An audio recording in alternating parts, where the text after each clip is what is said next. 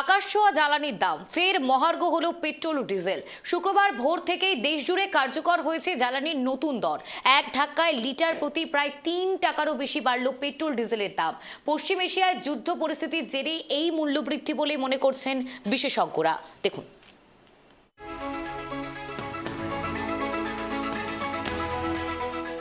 ফের মহার্ঘ petrol diesel, গড়ে লিটার প্রতি বাড়ল ৩ টাকা। শুক্রবার ভোর ৬টা থেকে নতুন দাম কার্যকর। ফের পকেটে কোপ আম জনতার। এক ধাক্কায় মহার্ঘ হলো পেট্রোল এবং ডিজেল। গড়ে দুটি জ্বালানিরই লিটার প্রতি ৩ টাকা করে দাম বেড়েছে। শুক্রবার ভোর ৬টা থেকেই দেশ জুড়ে কার্যকর হয়েছে এই বর্ধিত দাম। আন্তর্জাতিক বাজারে অপরিশোধিত তেলের দাম বৃদ্ধির জেরেই এই সিদ্ধান্ত। শুক্রবার ভোর ৬টা থেকে কলকাতাতেও বাড়ল পেট্রোল এবং ডিজেলের দাম।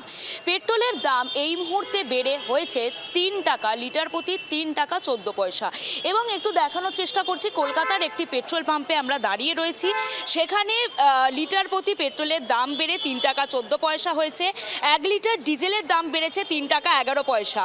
এবং পশ্চিম এশিয়ার যুদ্ধের জেরেই জ্বালানির দাম বৃদ্ধি পেয়েছে। দেশ জুড়ে বেড়েছে পেট্রোল ডিজেলের দাম। আন্তর্জাতিক বাজারে ক্রুড অয়েল $102 পৌঁছাতেই এলপিজির দাম নিয়েও বাড়ছে উদ্বেগ। দেশ জুড়ে শুক্রবার সকাল থেকেই কার্যকর হয়েছে পেট্রোল ও ডিজেলের নতুন দাম। কলকাতায় ঠিক কত বাড়লো দাম? হিসাব বলছে কলকাতায় ১ লিটার পেট্রোলের দাম বেড়েছে ৩ টাকা ১৪ পয়সা। অন্যদিকে ডিজেলের দাম লিটারে বেড়েছে ৩ টাকা ১১ পয়সা। নতুন দাম কার্যকর হওয়ার পর তিলোত্তমায় পেট্রোলের সেঞ্চুরি পেরিয়ে গ্রাফ আরও ঊর্ধ্বমুখী। এক নজরে দেখে নেওয়া যাক কলকাতার নতুন এবং পুরনো দামের ফারাক।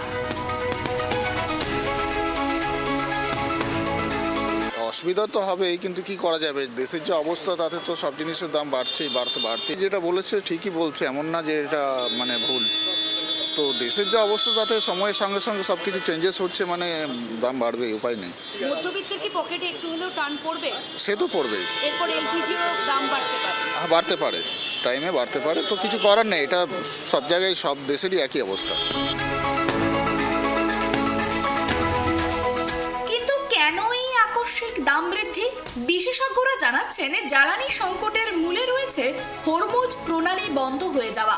পশ্চিম এশিয়ার যুদ্ধের জেরে বিশ্ব বাণিজ্যে এই অত্যন্ত গুরুত্বপূর্ণ জলপথটি অবরুদ্ধ, যার ফলে আন্তর্জাতিক স্তরে জ্বালানি সরবরাহ ব্যবস্থা পুরোপুরি বিপর্যস্ত হয়ে পড়েছে এবং বিশ্ববাজারে হু হু করে বাড়ছে অপরিশোধিত তেলের দাম।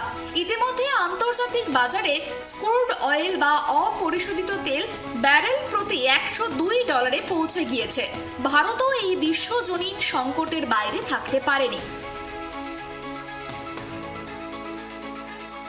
ভারতের বৈদেশিক মুদ্রা ভাণ্ডারে টান পড়ার আশঙ্কা। দেশবাসীকে কৃচ্ছ সাধনের বার্তা প্রধানমন্ত্রীর। পেট্রোল ডিজেলের পর এবার চিন্তা এলপিজি সিলিন্ডার নিয়ে। পশ্চিম এশিয়ার সংঘাত পরিস্থিতির জেরেই আন্তর্জাতিক বাজারে অপরিশোধিত যে তেলের দাম তা বড় লাফে বেড়ে চলেছে বলা যেতে পারে। অবশেষে এই আশঙ্কাই কিন্তু সত্যি হলো। এরপর এলপিজির দামও কিন্তু বাড়তে পারে।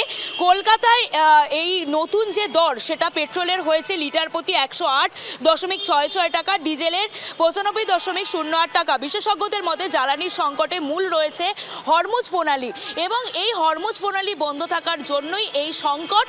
তবে প্রধানমন্ত্রী নরেন্দ্র মোদী দেশবাসীকে কিছুদিন আগে আর্জি করেছিলেন পেট্রোল, ডিজেল, সোনা, রূপো 1 বছর কিছুটা হলো মানুষকে ব্যবহার কম করতে হবে। প্রধানমন্ত্রীর যে কনভয় সেখানেও পরপর গাড়ি সংখ্যা আমরা দেখেছি কমে গিয়েছে এবং একে একে হেভিওয়েট যারা নেতা নেতৃত্ব রয়েছেন তাদেরও কনভয়ে গাড়ির সংখ্যা কিন্তু কমে গিয়েছে। ফলে পশ্চিম এশিয়ার যুদ্ধের জন্যই এই পরিস্থিতি। কিন্তু এই 1 বছর আমরা সাধারণ দেশবাসী যদি পরিস্থিতি সামাল দিতে পারি তাহলে আমাদের কাছে সমস্ত কিছু ইজি হয়ে যাবে, এমনটাই কিন্তু বার্তা দিয়েছিলেন আগে প্রধানমন্ত্রী নরেন্দ্র মোদী।